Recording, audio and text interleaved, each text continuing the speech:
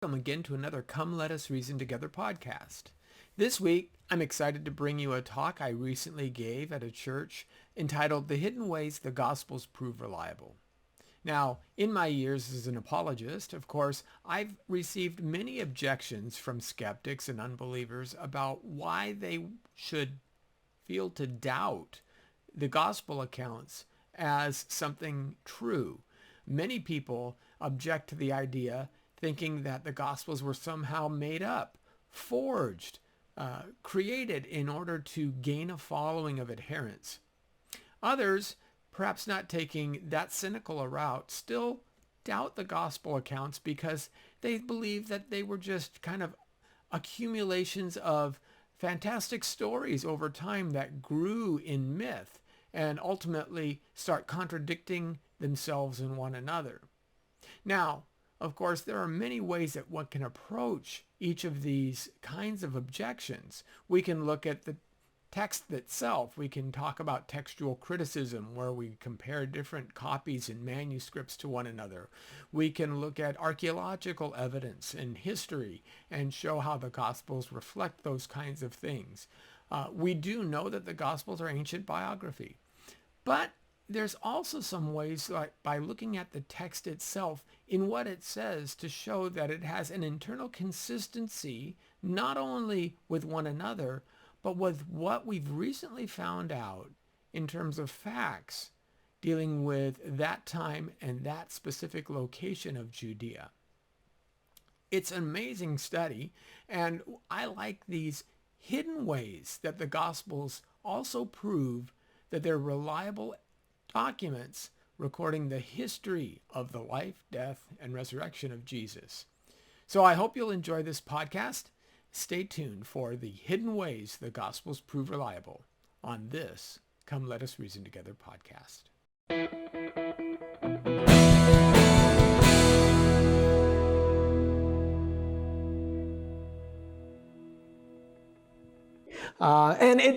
I'm glad to be here. It's been a while. I did an event at Rock Hill several years ago, back when you were at the steel workers facility, right back in yeah. So it's exciting to see you all and see the new facilities. I think that's great. Although I'm a little worried I have to up my fashion game, because those shoes that Junior's rocking, man, he's setting a bar. So I'm just excited for all of that. Anyway, yes, my name is Lenny Esposito. I am the president and founder of Come Reason Ministries, Christian apologetics organization. Been doing it for over 20 years now. Matter of fact, the organization 25 years anniversary is next year, 2024. So that's been exciting, and things have changed a little bit. I started it because I wanted people to take the Bible seriously. Sometimes when we read our Bibles, we read them in a way that we would read other kinds of literature, Dickens or Jane Austen or something like that. You follow the story, and it's a story, and it makes sense, but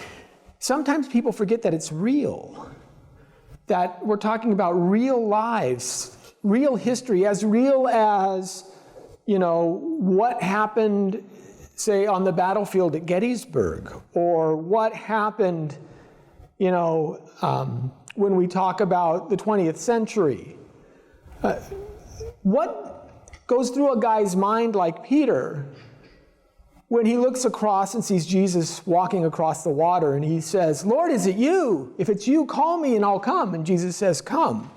And Peter, sticks his legs over the bow and starts walking to Jesus. What goes through a person's mind who's lived his life as a seaman and is actually hanging his feet over the ledge and wanting to push himself off? Sometimes we read these stories and we don't understand that there's a reality behind them. And it's interesting that what I'm going to present for you today is a couple of ways that we can understand that the Gospels are more than just a story, that they're testimony. They actually do come from history. Now, one of the ways I'm going to offer as evidence for this is very, very new.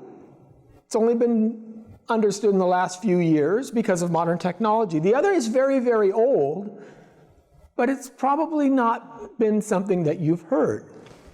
And I'm going to give you some data for all of this.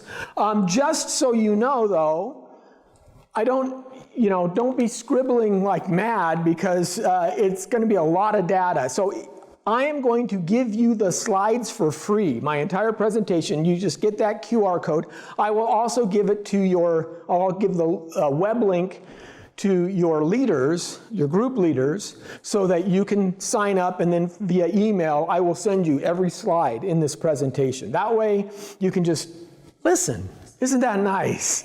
So that's what I wanted to do, and there's other ways to get in touch with me, and I'll wrap those up and near the end. Okay, I wanted to start off with a verse in Luke chapter 1, where Luke writes, "Inasmuch as many have undertaken to compile an account of the things accomplished among us, just as they were handed down to us by those who from the beginning were eyewitnesses and servants of the word, it seemed fitting for me as well, having investigated everything carefully from the beginning, to write it out for you in consecutive order, most excellent Theophilus, so that you may know the exact truth about the things you have been taught." That's quite a claim to start a book. That's a big deal. Luke is saying that he investigated. He's doing the job of maybe a detective or an investigative reporter. He's checking out his sources. And he says that what he's compiled is the truth of the matter. Now, as you can imagine, there are many skeptics who would balk at this claim. Matter of fact, one of the more prominent skeptics today, professor at University of Chapel Hill, Bart Ehrman, has written several books on the New Testament. Bart Ehrman was a Christian, went to Wheaton College, has since abandoned the faith, and seems to be making a very good living questioning the veracity of the gospel accounts. He writes, "Many of the books of the New Testament were written by people who lied about their identity, claiming to be a famous apostle, Peter, Paul, or James, knowing full well they were someone else. In modern parlance, that is a lie. And in a book written by someone who lies about his identity is a forgery." That's from Who Wrote the Bible and Why It Matters. He also has a book out called Forged. Now, is Dr. Ehrman right about these things? You see, most people, when you ask them about how we got our Bible, they usually object with something like this. They say, well, how can we be sure that what we have is what actually they wrote down? How can we be sure that we know the story? Okay, first of all, let me ask you a question. How many translations has the Bible that you have in your laps, the one that you use for your daily devotions, gone through before it's gotten to you? How many translations do you think? Anybody venture a guess? Here's the answer. One translation. It goes back to the original manuscripts. It goes back to the original languages. It doesn't get translated, then translated again, then translated again like telephone. Now, it is true that the gospel accounts weren't written down as they happened. There's some 30 years between the time of Jesus' ministry and the time the gospel accounts were happening. But it wasn't like telephone. First of all, a lot of the people, when Luke was alive and doing this, were also still alive. So he's getting firsthand sources. He could talk to Mary. He could talk to John. He could talk to many of those people. But also, when people were talking about it, I reckon it more like wrestling. I was a wrestler in high school, believe it or not. Don't I look like a jock? 106-pound division, literally. That was my weight class. But here's what you do in wrestling. Your coach teaches you a move that he has learned. And when you get it wrong, he says, do it again, and do it again, and do it again, until you get it right, until you perfect it. In ancient days, when they were transmitting important information, this is what they would do. So Jesus would give a teaching to the apostles, and the apostles would give it to their students, and they'd make sure that over and over again, they would say it until they said it right. Dr. Richard Bauckham, who's a scholar in Britain, said, we need to recover the sense in which the Gospels are testimony. This does not mean that they're testimony rather than history. He says, it means they're a kind of historiography, that they are testimony. So why should we think this is eyewitness testimony? That's the first question. And how do we test for fable versus fraud? How can we tell whether, even though the accounts that we're hearing were given to Luke, maybe they were made up? Maybe they were misunderstood. How do we understand these things? Well, let's take some background and understand the Gospels and how they were written. First of all 4 Gospels were written in the Koine Greek language. We know that. They're all in the 1st century AD. Like I said, some 30 years, maybe from AD 59, 60, all the way to AD 95 for the Gospel of John, let's say. If you ask most liberal scholars, folks kind of like Bart Ehrman, they will tell you that Matthew was probably written in Judea, Mark was written in Rome, Luke was either written in Antioch or Achaia, Turkey, Ephesus, and Asia was when John wrote his gospel. So they were written in various parts of the ancient world. But you notice that they're primarily outside of Judea itself. Now, mainstream scholars, so Judea, Rome, Antioch, Turkey, Ephesus, right, Asia Minor, give it an even wider berth. They say Matthew and Mark were written in Syria, Luke was written in Rome, and John was written in Palestine, Syria, then Asia Minor. Ehrman says none of the Gospels were written in the Holy Land. None of them were written in Palestine itself. Now, why is this important? Well, because in the Gospels, you have names. And names are very interesting to study. Now, remembering names is tough. My wife always kids me because I can usually remember the first letter of a person's name that she's introduced me to. Isn't that Judy or no, Janice? Oh, Janice, right. Isn't that Tracy? No, it's Tina. Tina. I get the first letter right. But I have a hard time sometimes remembering names. Why is that? Because names, they really don't associate themselves with anything, right? They're kind of amorphous. You know, what does Tina mean? What does Lenny mean? I mean, you can find the meaning of it, but how does that relate to this individual? It's hard to remember names. Well, if remembering names is tough, inventing names would be tougher. Imagine you're writing a story, and you're going to write a story that's set some 30 years ago in the 1980s, okay? Because the Gospels were written 30 years after their event, so imagine you're writing a story 30 years after your event. What names would you give the characters? Now, if you do a lot of Ashley and Tiffany's, you're going to show that you're a millennial. Because Ashley's and Tiffany's weren't around a whole lot in the 1980s.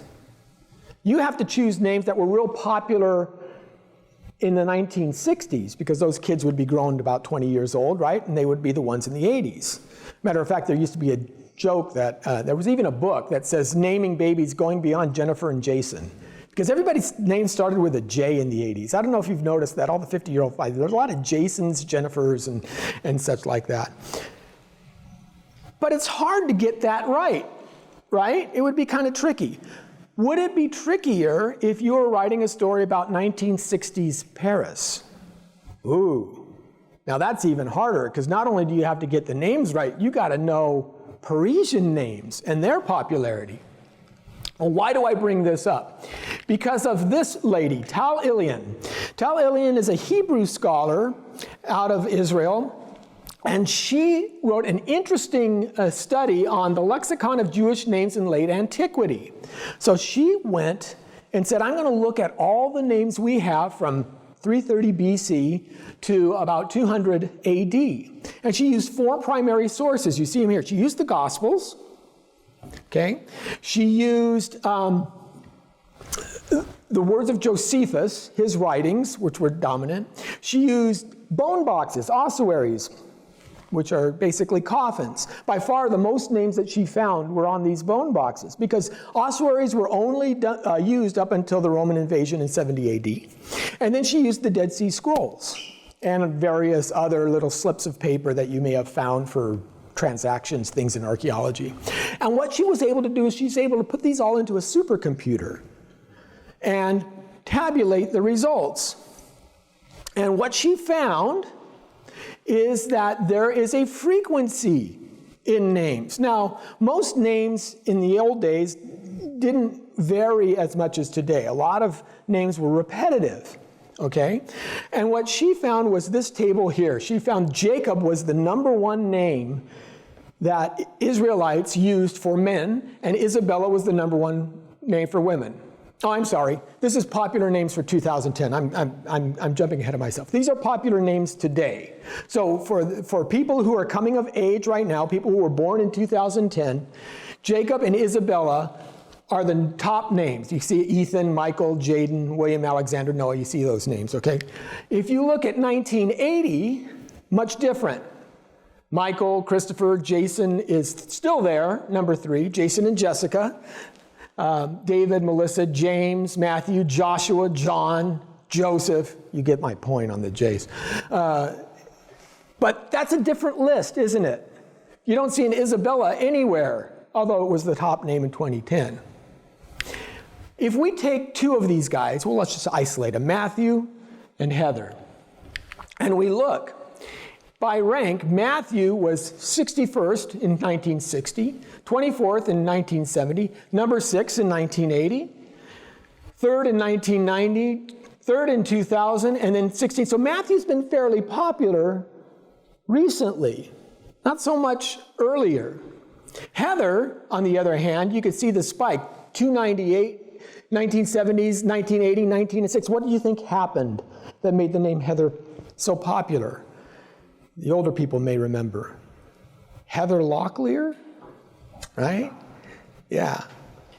And then mid-1990s, Ross and Rachel became very popular names for some reason in the mid-1990s, yeah. So, but then quickly dies off again, and by 2010 it's 685. So if you're writing a story about 1980 and you have a Heather, okay, well, might be a baby, but if you're writing a story about 1916, you have a Heather, that's going to be a stretch. You see how this works.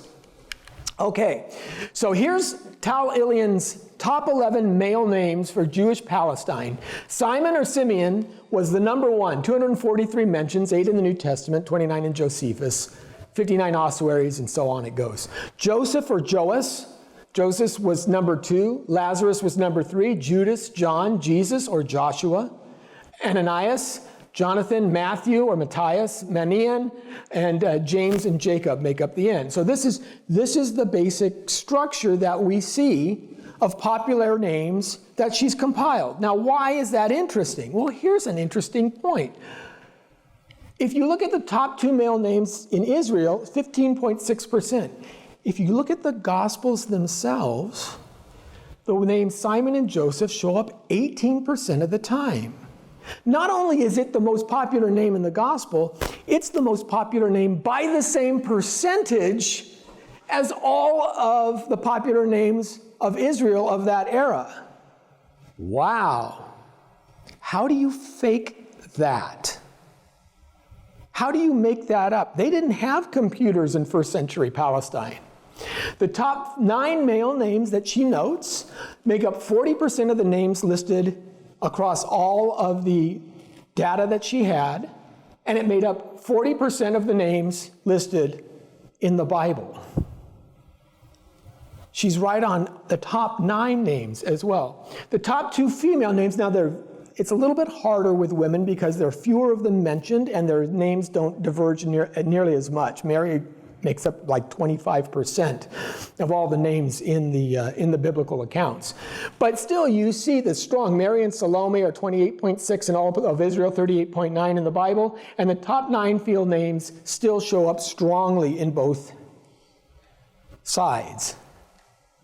She gets both, so she says that the gospel accounts in the book of Acts get both men and women right by their names in the right proportion. That's pretty tough to fake. That's a pretty interesting start. Now, here's the other interesting piece. When you look at Jewish people living outside of Israel, Jewish people living in Egypt, Jewish people living in Syria, Jewish people living in Acacia or somebody like that, the names are very, very different. So here's the names in Palestine: Simon, Simeon, Joseph, Joseph. But here are the top names of Jewish people in Egypt: Eleazar, Sabbatias, Joseph, Diocetheus, Pappus, Ptolemaeus, Samuel. You'll see it's very, very different. The frequency is much different. And notice that the names in the Egyptian column tend to be more politically driven, while the names inside Israel tend to be more religious, drawing from the Old Testament. So it's pretty interesting. The link is, of course, when you're living in the land, you have a bond with that land. You tend to be more religiously minded, right? 6 of the 9 most popular male names are those of the Hasmonean family, the last independent rule of Jews before the conquering of Greece and Rome. And they linked to the divine name some way, while non-Palestinian names linked to biblical stories and characters that were outside of that experience. So, given that about half the population of the Jews were called by only a dozen personal names, becomes difficult, right? I mean, if you got 28% of your people Simon or Joseph. The question is, then how do you distinguish between a Simon and a Simon? And obviously, they would run into this problem all the time. But what's fascinating is when you study the gospel accounts, you see a second fingerprint here. Because when Jesus is talking to Peter, he calls him Simon what? Simon Bar Jonah. Simon son of Jonah. Or you have Simon of Cyrene. Or you have something of that nature. So sometimes they would use variants. Sometimes Jesus' brother Joseph was called Joseph. They would use a nickname, right? I don't know how George Foreman distinguishes all of his children when he's trying to call one to dinner, because they're all named George. But I'm sure that nicknames are a big part of that. Zacchaeus was a variant of Zechariah, things like that.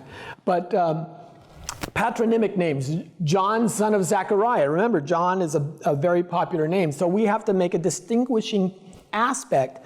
John, which John? Which John are you talking about? John, the son of Zechariah. Okay, that makes sense. Or like I said, Simon Bar Jonah, Simon the Cyrene, right? Simon the coppersmith. Mother of the sons of Zebedee. There's another way. The sons of Zebedee is another phrase that you start. You get the idea. Jesus of Nazareth. And Simon Peter, Simon Cephas, nicknames. So all of these things that you see, this is how the Bible talks about these things. The most common name, they keep using distinguishing forms. You know what they don't use distinguishing names for? Cleopas. Remember Luke 24? Cleopas is one of the 2 guys walking down the road. Jesus appears to him. How come it's not Cleopas, son of? Because there's just not a whole lot of Cleopases around. You say Cleopas, okay, I know who you're talking about, right? Jairus. Sometimes James the Little, you see that distinguishing feature. John the Baptizer. But when you're talking about names that don't need disambiguation, Bartholomew. Okay, it's just Bartholomew. We don't need to embellish that because we know which one we're talking about. Okay, so when we look at these things, what we can say is that this has the air of history. You can't fake this stuff. If what we found in the Gospels actually reflects not merely the prevalence of certain names, but almost an identical match to their frequency, and the fact that you're distinguishing names that should be distinguished because they're popular and not distinguishing names that wouldn't be distinguished because they're not popular, that's pretty good testimony that this wasn't just made up. Wouldn't you agree? I think so. Okay, so Richard Bauckham writes, the names of Palestinian Jews in the Gospels and Acts coincide very closely with the names of the general population of Jews in Jewish Palestine in this period, but not to the names of the Jews in the diaspora. In this light, it becomes very unlikely that those in the Gospels are of late accreditations to the tradition. In other words, we didn't add these things in. They were obviously true. That's pretty interesting to me. Again, we've not seen this until Tal Ilian's work and the ability to do mass summaries and understanding the names. But what about the other accounts? Okay, maybe you got some of the characters right, but maybe they embellished like all the stories. Is that possible? How can we know this is testimony rather than fable? How do we know that they just didn't believe things? Well, we're going to talk about something called undesigned coincidences. Undesigned coincidences, this is something that I said is actually very, very old. John James Blunt was a scholar who published this book in 1869. Now, the 19th century had an amazing treasure trove of apologists that a lot of people don't realize it existed. William Paley, you may have heard of, who wrote some phenomenal theology. Blunt was another gentleman who really teased this out. And what he said was that an undesigned coincidence occurs when one account of an event leaves out a bit of information that doesn't affect the overall picture, but a different account indirectly supplies that missing detail, usually answering some kind of natural question raised by the first. So forgers, if you're faking an account, don't want to leave loose ends like this that might raise awkward questions. They usually take care to tie everything together neatly, but there are just the sorts of things we find to expect in authentic and at least partly independent records of the same real events told by different people. So think of it this way. If you've ever seen someone who's been in a car accident, several people, the police officers, or even a crime at that point, the police officers will normally try to get the witnesses, and the first thing that they do is they put them in separate rooms. They separate them.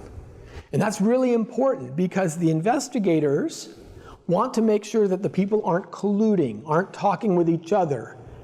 And sometimes that's not malicious. Sometimes people are just recounting the event, and person A says, well, you remember when and person B says, I don't think so. Well, but he can taint the testimony. So if you put them all in separate rooms, you can get individual accounts. And the point is to try and kind of stitch those individual accounts together. Now, person A may have seen the car coming through the stoplight was a red car. Person B just noticed a white car coming this way against the red light, and another car hit him. But the fact that person A saw was a red car traveling east to west, and person B saw was a white car, the investigator can say, okay, I can take those two bits of information and put them together. That kind of thing is what you do when you try to investigate something. So we're going to do the same thing with the gospel accounts. Now let's look at Matthew chapter 4, verses 18 through 22. This is the call of the disciples, very famous passage in Matthew chapter 4. It says, as Jesus was walking by the Sea of Galilee, he saw two brothers, Simon, who was called Peter. You notice the disambiguation right there, right? Simon, who was called Peter, and Andrew, his brother, casting a net into the sea, for they were fishermen. And he said to them, follow me, and I will make you fishers of men. Immediately they left their nets and followed him. Now I've always stopped right there and said, what kind of magic power is this? You're sitting on the side of the shore, mending your nets. You got a nice family business going along. Come with me and I'll make you fishers of men. And it's almost like a Pied Piper thing, right? You drop your nets and you start walking. It's a strange way to put it.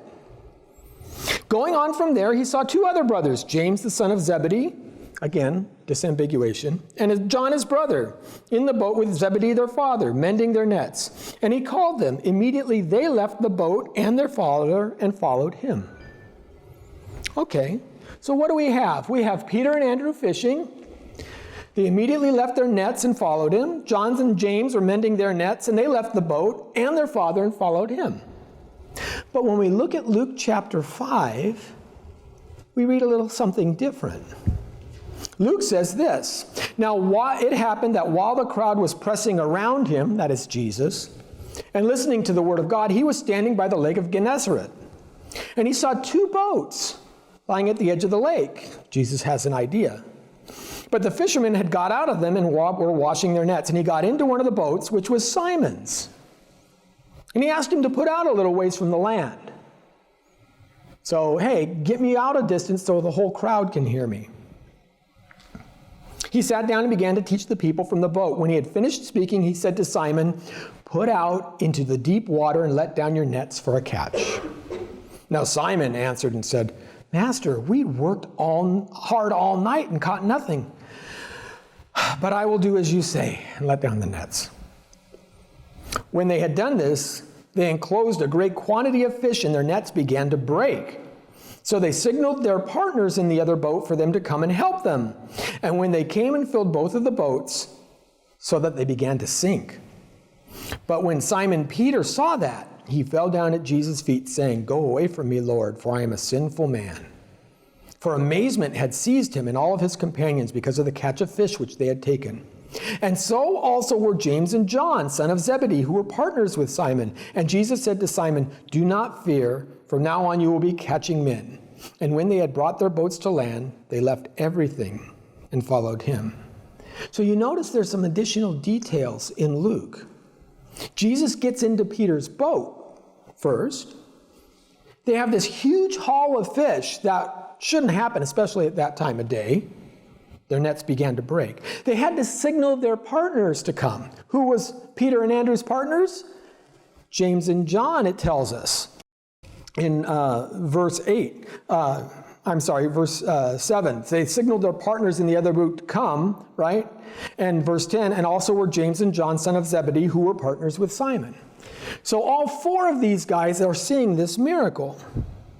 And then when they left, all four of them got up, followed Jesus, but they left the boats with Zebedee, the father.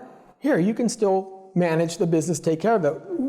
What we saw is life-changing. We're going to follow this guy. So it's not some magic spell. You see, the details that we find out in Luke, that James and John, first of all, were partners with Peter and Andrew. And that all four of them had an experience, not merely of hearing Jesus teaching, which I'm sure rocked their world enough, but seeing the miracle catch of the fish changed them enough to say, that's what we need to do. Here's another aspect, Matthew chapter 8. When Jesus came into Peter's home, he saw his mother-in-law lying sick in bed with fever. He touched her hand, and the fever left her, and she got up and waited on him. But notice this next section. When evening came, they brought to him many who were demon-possessed, and he cast out spirits with the word and healed all who were ill. This was to fulfill what was spoken through Isaiah the prophet. He himself took our infirmities and carried away our diseases. Now, Jesus had healed Simon Peter's mother-in-law. You would think there'd be a line outside the door. There wasn't until evening.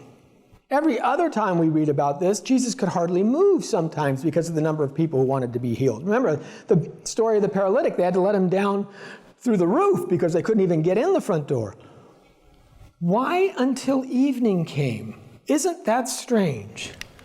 Well, not if we look at Mark chapter 1, verse 21. And immediately he left the synagogue. Jesus was teaching at the synagogue. And entered the house of Simon and Andrew with James and John. Now Simon's mother lay ill with fever. Verse 29 says, in another instance, and immediately he left the synagogue and entered the house of, on this, verse 21, I'm sorry. And when they went into Capernaum, and immediately on the Sabbath, he entered the synagogue and was teaching. So, we know that when Jesus healed Simon Peter's mother, it was Saturday. It was the Sabbath. And what couldn't you do on the Sabbath? You couldn't carry a load. You couldn't do any work if you were a good Jew. What did you have to wait for? You had to wait for the sun to go down before you could bring the crippled, the lame, the demon-possessed. So when do the people show up at Peter's front door? When evening comes. We find that out in Matthew. We find out that it's the Sabbath in Mark. But it's only when we put those two things together does that whole thing make sense. Do you see how this works? How can these be forgeries when one has one detail, which really doesn't mean anything to the story, and the other has another detail? I mean, Jesus did the miracles regardless, but it's only when you put those two things together that you get a better picture of what's actually happening. This is what investigators would say. This isn't collusion. This is real history. If everybody's story matches exactly, you know that they've rehearsed it, and you can discount it. But when you have this person telling this detail and that person telling that detail, there's something real about it. Let's look at one more, the feeding of the 5,000. This appears in all four of the Gospels. It was something significant enough that all four of the Gospel writers talked about it. Matthew talks about the groups of people sitting down on the grass in Matthew 14:19. Mark says it was green grass, and John 6:10 says much grass. What's the important with that? Well, that plays into John chapter 6, verse 9, when Jesus says, does anybody have anything to eat? There's a boy here who has 5 barley loaves and 2 fish. Okay, barley is the first crop to come to fruition in the Israel area. It comes into fruition in the spring. Most other crops come into harvest in the fall.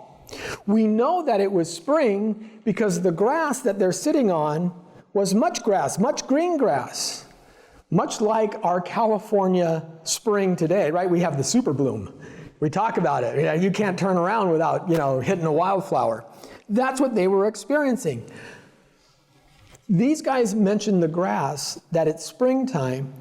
John mentions that the loaves that the kid has are barley loaves, which would be the normal kind of bread, flour to be made in the spring because the wheat isn't yet ready to harvest.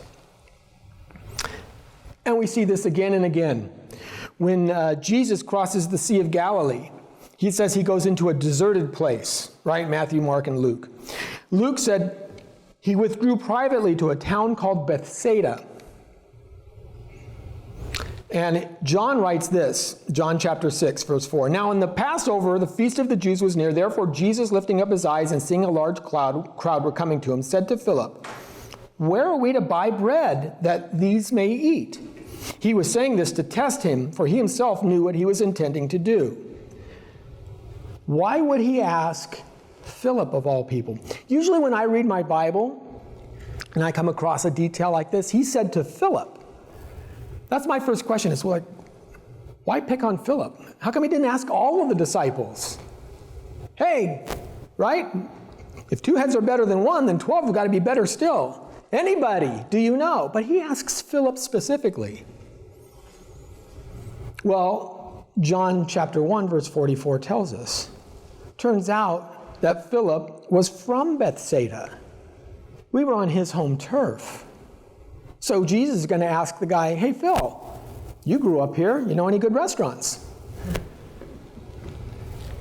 And this explains why the crowds gathered in the first place. Many saw them leaving and recognized them in Mark 6:33. Recognized them. Who did he recognize? They recognized Philip, Peter, and Andrew because all 3 of them had some roots in Bethsaida. The crowd recognized those guys. Those are the guys that are with Jesus. Therefore, that must be Jesus. Even though Jesus went to a deserted place, we caught the eye of the apostles. Let's follow them and get to him. So you see how these undesigned coincidences, and there's many, many more of these that you can find if you go. It's really fascinating to see. My point is, this is what you expect testimony to be.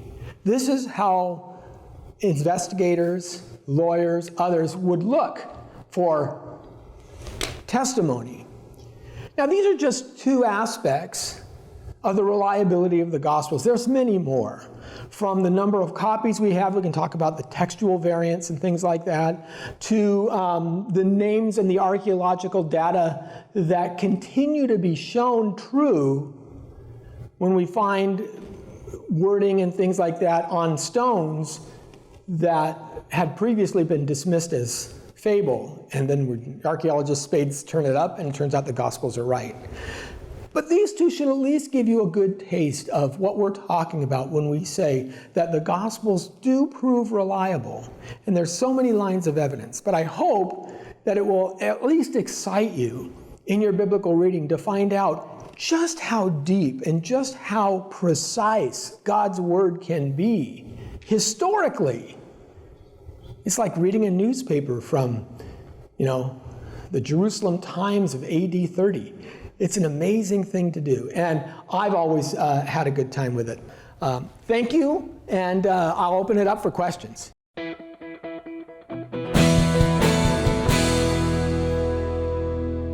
Thank you for watching this Come Reason video. I hope you enjoyed it. If you'd like to see more videos like these, consider subscribing to our Come Reason YouTube channel by clicking on the subscribe button. And you can follow us on social media. Lastly, if you'd like to help keep these kinds of videos free, consider providing a donation by clicking on the donation button beside me. Thank you.